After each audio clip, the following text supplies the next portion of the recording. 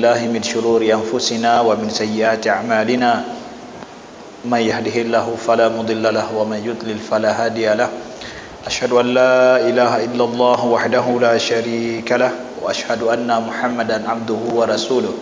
Allahumma salli wa sallim wa barik ala sayyidina Muhammadin wa ala alihi wa sahbihi wa sallim.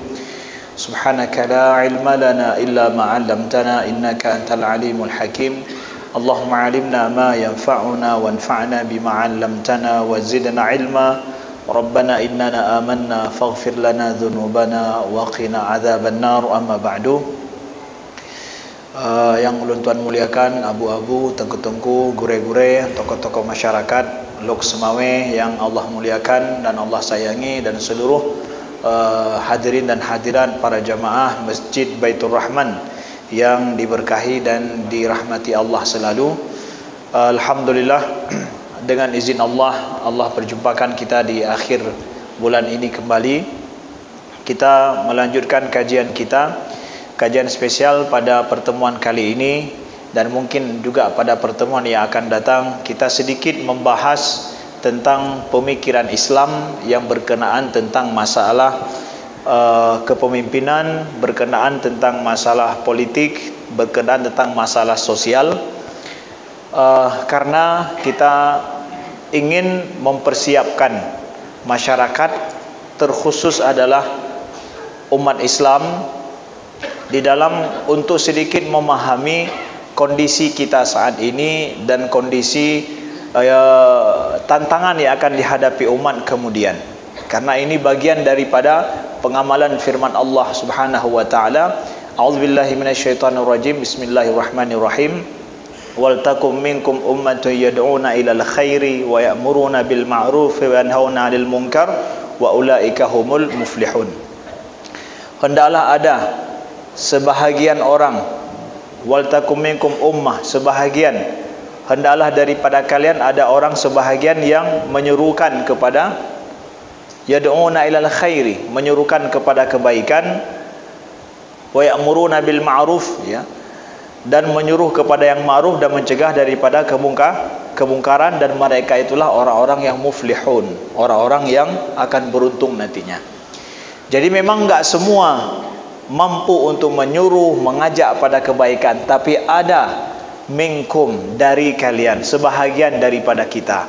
Maka dari sini kami ingin untuk menyampaikan, dan kita sampaikan di dalam majlis, bahkan di dalam masjid yang mulia ini, sesuatu yang berkenaan dengan koridor agama kita, berkenaan dengan keyakinan kita, dan sesuai dengan pedoman sunnah Nabi sallallahu alaihi wasallam. Oleh sebab itulah kita sampaikan di masjid. Nah, saudaraku yang Allah muliakan, kita mengangkat tema judul kita pada pertemuan kali ini adalah kiat kita memilih pemimpin. Kami ingin memberitahukan sebelumnya bahwa tentang politik yang terjadi di Jakarta dulu, apakah boleh memilih pemimpin kafir dengan atau pemimpin muslim, apa bedanya, ya, boleh tidak memilih pemimpin kafir. Itu muncul sebuah wacana besar di negara kita.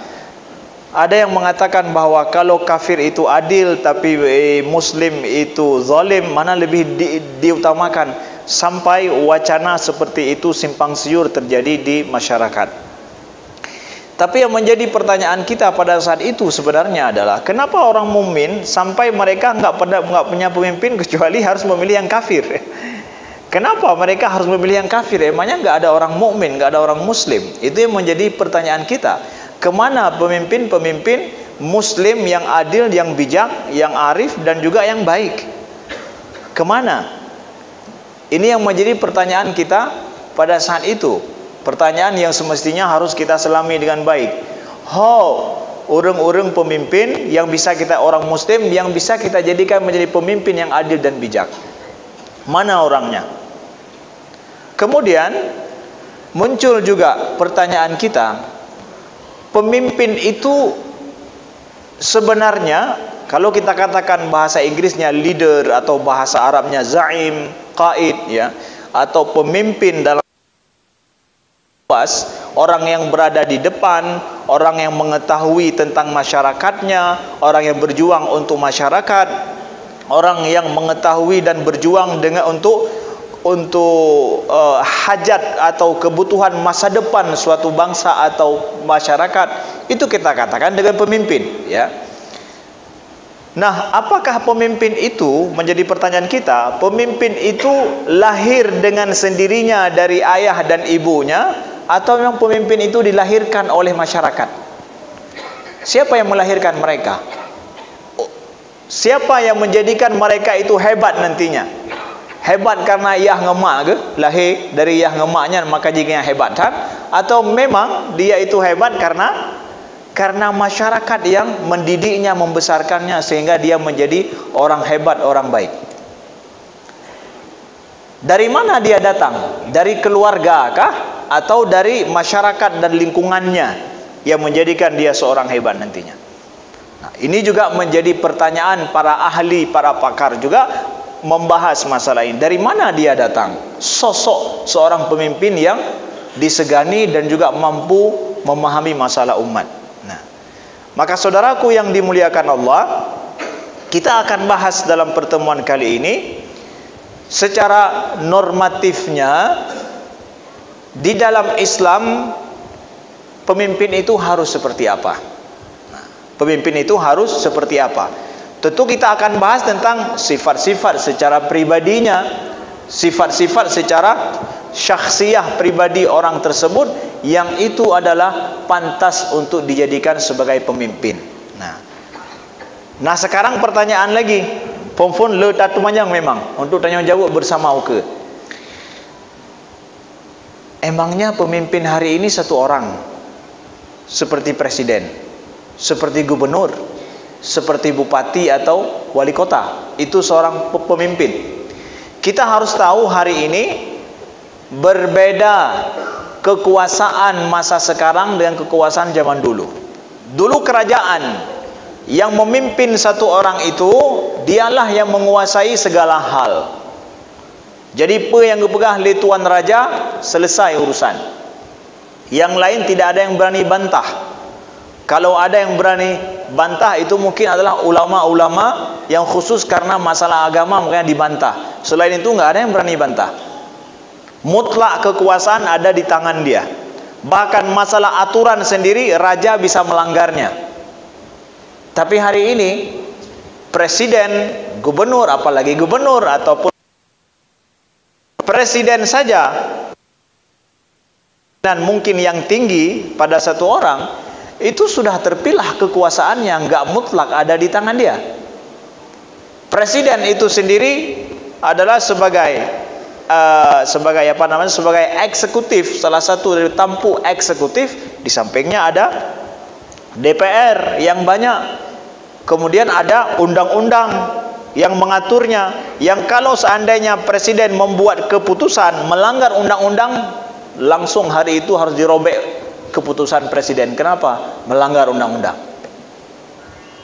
Kalau hari ini presiden membuat kepres misalkan yang melanggar dengan agama tertentu langsung, maka besoknya harus dicabut itu. Kan pernah Presiden Jokowi misalkan contoh di negeri kita membuat keputusan tentang produksi minuman keras. Ingat? Tapi bukan di areal tempat muslim, tapi tempat non muslim, produksi minuman keras yang boleh diekspor. Bicaralah ulama-ulama dari NU, bicara ulama-ulama pembesar dari Muhammadiyah dan Islam dan ormas-ormas Islam yang lain, protes semuanya. Nggak sampai 1 minggu itu harus dicabut. Jadi presiden hari ini itu nggak memiliki kekuasaan penuh seperti raja dulu. Presiden untuk membuat suatu kanun, suatu hukum juga harus melalui DPR dulu. Ada hukum yang berlaku. Maka hari ini kita harus tahu bahwa kekuasaan mutlak itu nggak dimiliki lagi oleh satu orang sekarang. Tapi dia udah berlaku pada banyak orang. Hari ini kekuasaan itu sudah kita sebar. DPR sudah memegang kekuasaan. Satu orang di DPR itu punya sedikit kekuasaan daripada berapa persen kekuasaan di negeri ini. Maka kita memilih legislatif, itu adalah bagian daripada memilih pemimpin, ya, karena dia memiliki sedikit kekuasaan besar itu yang dipilah, sudah dipilah-pilah hari ini, nggak mutlak di tangan satu orang seperti dulu. Maka hari ini kita harus tahu, berarti sosok yang akan kita pilih itu bukan untuk satu orang sifat ini, tapi untuk mereka yang akan naik mewakili kita. Itu juga masuk, harus ada sifat-sifat yang harus kita pahami. Maka saudaraku yang dimuliakan Allah, kita lihat sifat-sifat seorang pemimpin yang saya ambil langsung daripada kitab Al-Ghiyathi karangan daripada Imam Al-Juwaini. Ya, kalau ditanya, Ustadz, kitab yang membicara tentang masalah politik Islam yang itu sangat berpengaruh dulu dan terawal termasuk adalah kitab siapa? Itu kitab Imam Al-Juwaini, gurunya Imam Al-Ghazali. Yang Imam Al-Ghazali setelah meninggal Imam Al-Juwaini, Imam Haramain Al-Juwaini, baru beliau pindah ke guru yang lain. Jadi gubernur sampai meninggal guru ya ke, baru pindah pada tempat lain. Itulah Imam Al-Juwaini yang membentuk Imam Al-Ghazali seperti yang kita ketahui hari ini. Imam Al-Juwaini mengarang sebuah kitab yang khusus bicara tentang masalah politik Islam yang sangat bagus, namanya kitab Al-Ghiyathi, ya. Di antara sifat-sifat pemimpin yang beliau sampaikan, nah, sifat pemimpin ini termasuk adalah sifat pemimpin untuk menjadi khalifah atau orang yang memegang tampuk kepemimpinan umat Islam. Kata beliau apa? Sifat yang pertamanya adalah takwa dan wara'.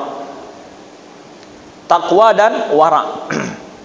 Kata Imam Al-Juwaini, kalau seandainya seseorang fasik, fasik itu artinya tidak nampak pada dirinya takwa, dari luar tidak nampak, ya, fasik dia, tidak menjaga adab-adab dia. Kalau seandainya orang fasik pada kesaksian terhadap uang, maka bagaimana mungkin seorang fasik diberikan hak mengatur urusan muslimin? Jadi kalau orang fasik saja tidak bisa dipercaya untuk bersaksi tentang masalah harta dan uang, maka bagaimana mungkin seorang pemimpin yang fasik itu diberikan kebebasan berkuasa terhadap urusan umat Islam? Di dalam fikih Islam, untuk syahadah seorang bersaksi tentang masalah uang saja, itu tidak boleh. Orang yang dia itu diberikan amanah tentang masalah menjaga harta anak yatim, itu nggak boleh orang fasik.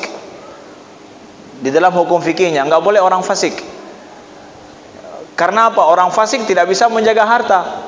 Ya, bagaimana kalau seandainya urusan banyaknya umat Islam ini diberikan kepada orang-orang yang fasik alias tidak nampak ketakwaannya dari luar. Takwa orang hai dah lo dengku, hai dah lo dengku, lo tak takwa. Siapa yang bisa menilai takwa? Tapi dikatakan fasik di sini adalah orang yang dari luar adabnya nampak beradab dia, nampak agamisnya dia, nampak dia takut kepada Allah, dia jalankan hukum Islam, dia jalankan ibadah hari-harinya, enggak nampak langsung melain laju. Yang paling kurang adalah menilai fasik tidaknya orang. Adabnya sesuai dengan adab orang di tempat itu. Kemudian yang wajib dia jaga, tidak ada dia lakukan dosa-dosa besar yang kita tahu. Dan yang kita kenal secara umum dia baik-baik saja. Nah, itu berarti bukan orang fasik. Paling kurang untuk tingkat kita seperti itu. Ya. Pemimpin di dalam Islam menurut norma Islam, kami sampaikan karena ini di masjid, norma kita, nilai kita dalam Islam adalah seperti itu. Enggak salah. Ini adalah pendapat ulama Islam untuk kita sampaikan, bukan untuk menghakimi semua orang, tapi inilah keyakinan kita, ajaran menurut disampaikan oleh para ulama Islam. Jadi takwa dan wara tersebut. Kemudian selanjutnya, seorang pemimpin yang akan mendapatkan kekuasaan terhadap banyak orang, dia tidak cukup hanya soleh saja, tapi juga adalah berkompeten di bidangnya, dan yang akan diberikan kepada dia, dia tahu tugasnya dan dia tahu apa yang harus dia lakukan terhadap itu. Punya keahlian di bidangnya memang. Orangnya baik, orangnya takwa. Tidak cukup takwa atau soleh pribadi saja, tapi dia harus punya keahlian dan kompetensi di. Maka dari sini kita lihat pada masa Nabi Shallallahu Alaihi Wasallam ada sahabat yang meminta kekuasaan pada Nabi. Artinya meminta kekuasaan, ya ditugaskan oleh Nabi untuk mengurus urusan umat Islam. Jadi bahasa gedanya kepala bidang keuangan, kepala bidang administrasi, kepala haji. Ya, meminta sedikit kepada Nabi, berikan, percayakan aku untuk mengemban amanah ini ya Rasulullah. Ada yang datang kepada Nabi seperti itu. Kita dapatkan Nabi menolak.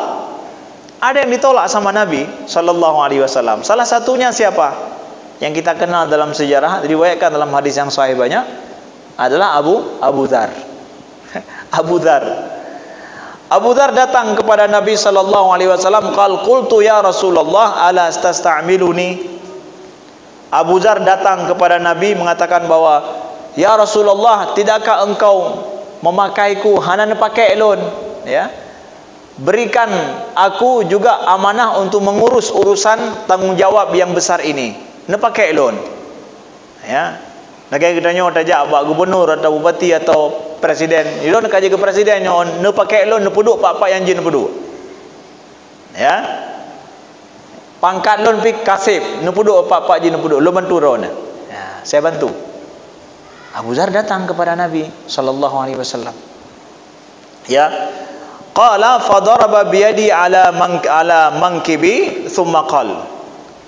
Setelah Abu Dzar meminta itu, kemudian kata Abu Dzar sendiri bilang nih, ya. Lalu Rasulullah memukulkan tangannya di atas pundakku. Gepeh di Nabi atau pundak Abu Dzar. Ya. Gepeh benar, ya. Beliau pukul begitu, pukul bukan artinya memukul Abu Dzar, tapi permintaan beliau Nabi respon, ya. Bahkan gemat ada ku Abu Dzar. Ya, tandanya menunjukkan pada kekuatan. Kamu menyepeh baku ke tanda kekuatan, tapi menyesalam tandanya apa? Ya berjalinan saja, tapi ini adalah menunjukkan pada kekuatan. Dipukul di pundak beliau. Ya. Fadaraba ala mankibi thumma qala ya Abu Dzar innaka dha'if. Wahai Abu Dzar, engkau ini lemah. Gepeh lawan Nabi sallallahu alaihi wasallam. Lalu Nabi katakan, ya Abu Dzar, engkau ini lemah. Wa innaha amanah. Yang engkau minta itu adalah amanah, ya. Wa innaha yaumal qiyamati khizyun wa nadamah. Dan sesungguhnya yang engkau minta itu pada hari kiamat itu boleh menjadi khizyun wa nadamah, ya, sesuatu yang menghinakan dirimu dan akan menjadi penyesalan. Illa man akhadaha bihaqqiha wa adda alladhi alaihi fiha. Kecuali kata Nabi, yang mengambil amanah itu bihaqqiha, sesuai dengan haknya, wa adda alladhi alaihi fiha, dan sanggup dia tunaikan tanggungjawab itu sebagaimana adanya, sebagaimana mestinya. Mari kita cerna sedikit hadis Nabi ini sebagaimana disebutkan oleh para ulama. Abu Dzar itu orang soleh bukan? Bagi yang tahu kisah Abu Dzar itu termasuklah orang yang paling zuhud di kalangan para sahabat. Kalau ditanya orang yang paling zuhud di kalangan para sahabat siapa? Abu Dzar. Bahkan beliau meninggal sendirian pada saat itu. Abu Dzar orang yang paling zuhud, tidak suka pada harta. Diberikan harta oleh Abu Bakar, oleh Umar, enggak mau beliau. Bahkan menyendiri jauh dari Madinah, tinggal di sana.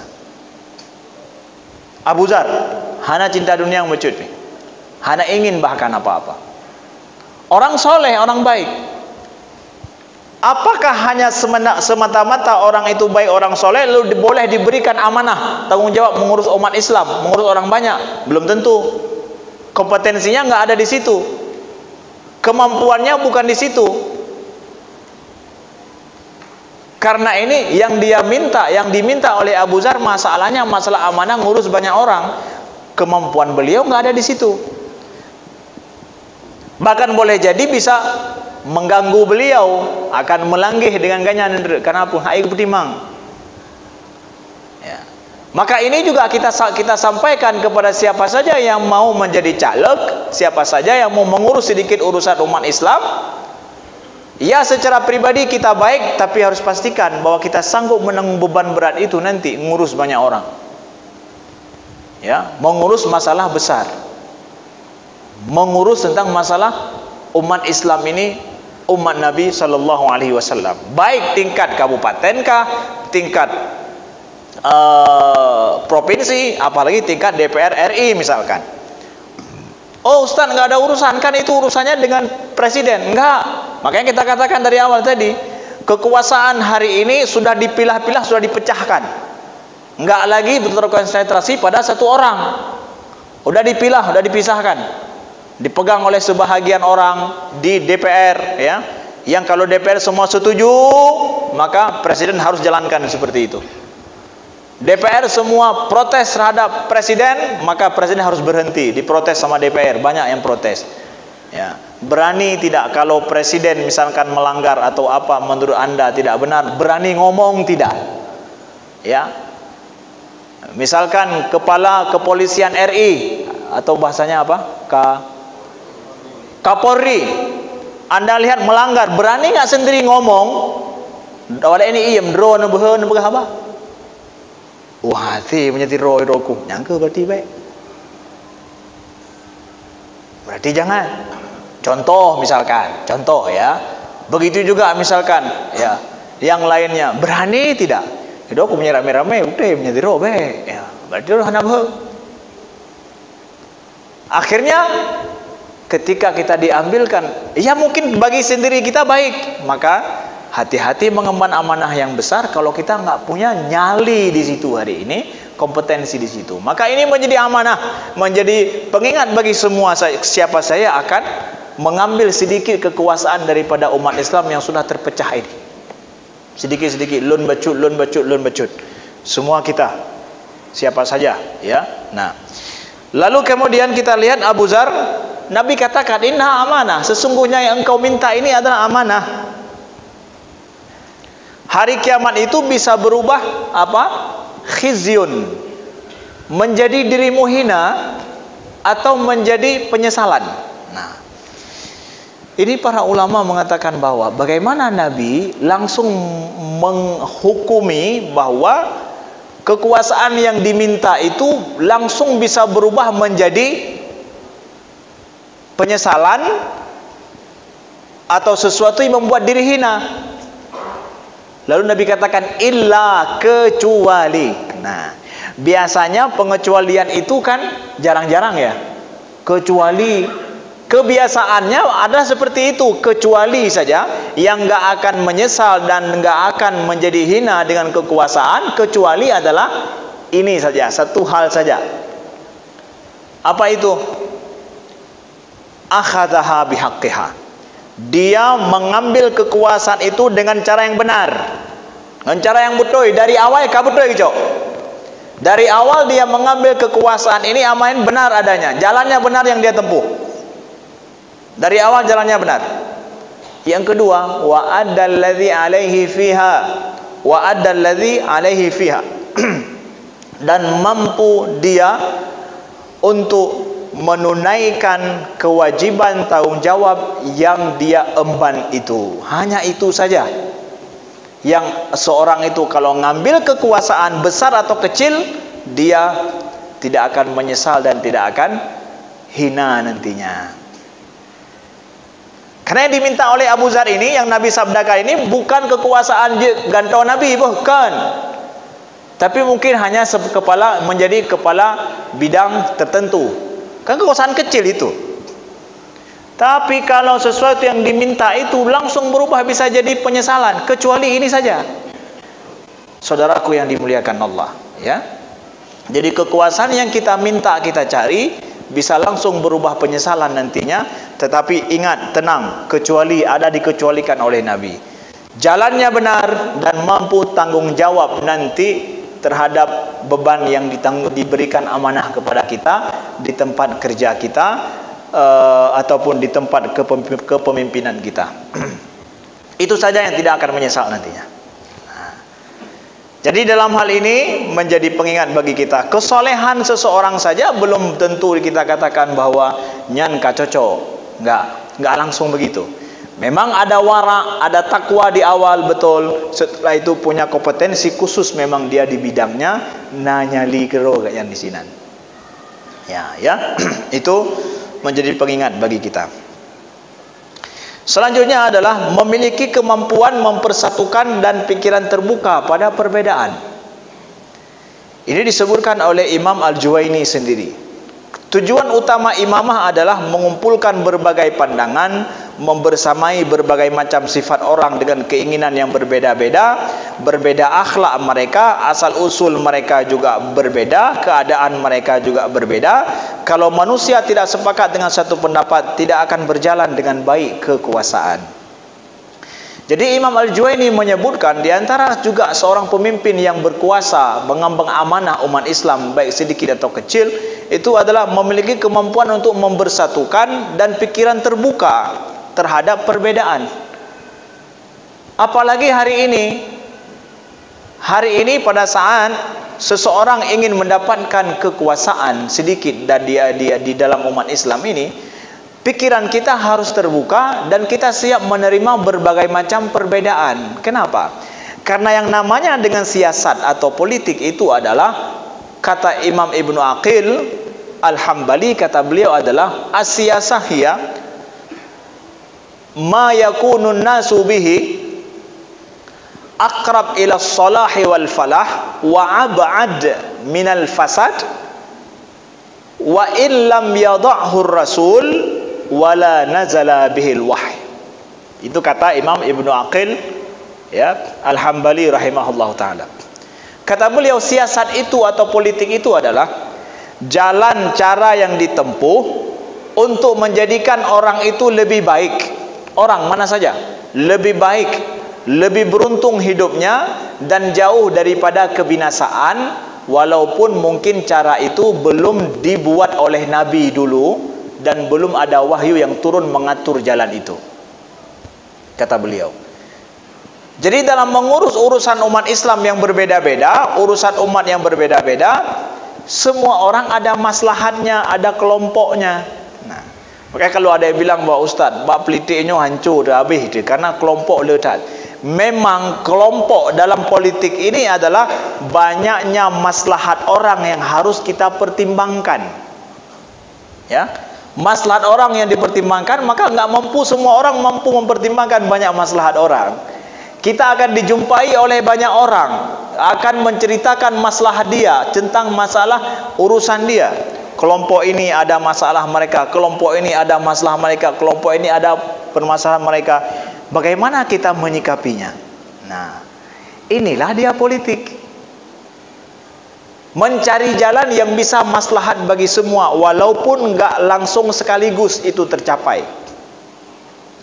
Sehingga maaf cakap kita katakan, misalkan ada yang membuat analisa tentang negara Turki ketika dikuasai oleh Erdogan hari ini, misalkan dengan partainya sejak sudah 20 tahun ya. Erdogan adalah dengan partainya ingin mencapai keadilan dan kesejahteraan. Itu yang ingin diwujudkan secara nyata, bukan embel-embel partai saja. Keadilan dan kesejahteraan itu siapa yang tidak mau? Semua masuk di situ. Semua mau adil, semua mau sejahtera. Tapi selama ini kan embel-embel saja. Datang Erdogan dengan partainya, dia mampu wujudkan itu. Apa yang dijanjikan dari kesejahteraan, daripada keadilan, walaupun masih sedikit istilahnya, mampu dia wujudkan. Orang Turki terkejut. Nyopo yang kepegah, yang kebubuh, betul. Ya, dia wujudkan. Maka yang diusung adalah sesuatu yang semua orang itu enggak akan berbeda pendapat. Ada satu yang diperjuangkan. Terus begitu. Lalu setelah itu mulailah jilbab itu diperbolehkan dan tidak boleh melarang orang pakai jilbab. Di kantor-kantor, di tempat umum, kamu lagi bacut-bacut ke puji. Ya, tentang Islam. Tapi hanya kepuduh dari awal.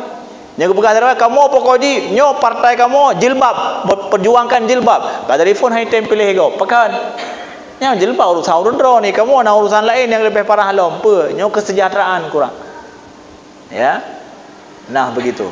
Jadi terus begitu sampai hari ini. Yang banyak bicara tentang penganiayaan atau pelecehan Islam siapa? Presiden mana hari ini? Uronyo. Presiden yang kalau ada Al-Quran dibakar langsung ngomong siapa? Erdogan. Maaf cakap. Erdogan berani ngomong itu. Kenapa? Dia telah dapat kepercayaan dari rakyatnya. Baru masalah-masalah lain yang jek kepuji hidup kemudian. Bahkan dijadikan membakar Al-Quran itu sebagai bargaining politik. Swedia misalkan, itu tidak diizinkan masuk ke NATO karena di negara kalian masih membakar Al-Quran.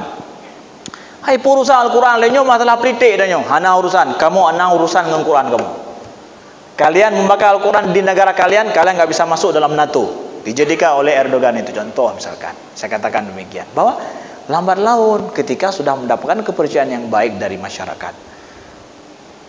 Nah, itu yang penting. Bahwa seorang politikus itu mampu dia untuk menyatukan banyak maslahat manusia. Bukan cuma masalah orang muslim saja, tapi masalah orang banyak. Kalau ada yang bilang bahwa pane ban kata jid ban tae water takalan berat hat ternyata. Rakyat tanya nah, saya langsung mendengarkan ini dari sebahagian yang sudah dapatkan amanah ini. Bahwa susah Ustaz. Kenapa? Rakyat kita masih banyak belum paham. Rakyat kita susah diatur. Emangnya Anda sekarang baru tahu rakyat kita susah diatur? Sebelum Anda naik Anda tidak tahu. Maka sekarang kami ingin memilih orang yang bisa mengatur rakyat yang susah diatur. Kami mau orang-orang yang nyali-nyalinya seperti itu. Kalau Anda tahu ini Anda tidak berhak, tidak mampu di sini, pakan ego benar. Nah, kita katakan demikian adanya, ya, karena begitulah pada dasarnya seseorang yang ingin mewujudkan kemaslahatan umat bersama, seorang muslim kita ingin dia mengemban amanah ini mampu menyatukan banyak orang, ya, kemaslahatan orang banyak. Ya, itulah tugas kita. Jadi tidak bisa mengeluh di atas mengatakan wahai ija urang dia hidup hai, tapi emang begitulah siasatnya. Banyak orang tempat mencurahkan kemaslahatan hidupnya dan kita yang mengatur bagaimana harus kita putuskan ini. Nah, kemudian berani dan bersifat tanggung jawab pada kewajibannya sesuai dengan sabda Nabi sallallahu alaihi wasallam, "Ma min amirin yali amril muslimin thumma lam yajhad lahum wa yansah lahum wa yansah illa lam yadkhulu ma'humul jannah." Selanjutnya adalah seorang pemimpin yang sedikit memiliki kekuasaan hari ini juga, dia harus berani. Leonyan harus di samping sifatnya terbuka, menerima pendapat orang lain, enggak boleh dia menjadi untuk sekelompok orang, enggak hanje menan. Kamu untuk kelompoknya mentang hana urusan kelompok lain, enggak bisa. Menjadi kelompok untuk semua orang. Setelah itu punya keberanian dan tanggung jawab. Sabda Nabi sallallahu alaihi wasallam, "Ma min amirin." Siapa saja seorang amir atau pemimpin, ya, yali amral muslimin, yang dia itu mengurus urusan umat Islam. Summa lam yajhad lahum wa yansah lahum, kemudian dia tidak bersungguh-sungguh untuk umat Islam ini dan juga tidak menasehati dan juga tidak memberikan kebaikan kepada mereka, illa lam yadkhul ma'ahumul jannah, maka dia tidak akan masuk syurga bersama dengan mereka. Siapa mereka itu? Muslimin. Jadi siapa saja seorang amir, seorang pemimpin yang dia itu tidak bersungguh-sungguh mengurus urusan umat Islam, urusan orang muslimin, orang mukminin, ya, kemudian tidak menginginkan kebaikan bagi mereka, bukan kebaikan bagi sendiri. Yajhad lahum wa yansah lahum. Yansah lahum artinya adalah, maknanya secara hadis ini adalah menginginkan kebaikan bagi mereka. Seperti saya memberikan nasihat. Yansah itu memberikan nasihat. Memberikan nasihat artinya saya memberikan kebaikan bagi orang itu. Itu makna nasihat. Maka orang enggak pernah menolak nasihat pada dasarnya, karena yang diberikan itu adalah kebaikan. Maka seorang amir yansah lahum, yansah lil mu'minin artinya apa? Memberikan kebaikan bagi orang mukmin. Kalau selama dia mengurus urusan umat Islam, dia tidak bersungguh-sungguh mengurusnya dan tidak memberikan kebaikan bagi orang yang dia titahkan, yang dia tanggung jawab, la yadkhulu mahumul jannah, maka dia tidak akan masuk bersama dengan mereka ke dalam syurga. Ya, negalan. Seorang amir yang bertanggung jawab dalam mengurus umat Islam itu, mengurus umat Nabi sallallahu alaihi wasallam, adalah menjaga supaya kita bisa masuk bersama ke dalam syurga. Dia mengurus urusan umat Islam, bukan mengurus urusan dirinya sendiri dan kelompok dia tertentu. Enggak bisa. Kita mengurus urusan umat Islam yang banyak. Maka maaf cakap hari ini, kalau seandainya ada yang kemudian mendapatkan kekuasaan, urusan pribadi, bisnis pribadi, keluarga dan kelompok, justru itu yang berjaya, sedangkan urusan umat Islam tidak ketahuan. Datang kemudian setelah 5 tahun kemudian menyapa kembali setelah terpilih 5 tahun yang lalu. Urusan siapa yang kita urus? Maka hati-hati, menjadi amanah bagi kita semua, siapa saja, untuk yang diberikan kekuasaan betul-betul mengurus urusan umat Islam supaya bisa masuk bersama dengan mereka ke dalam syurga.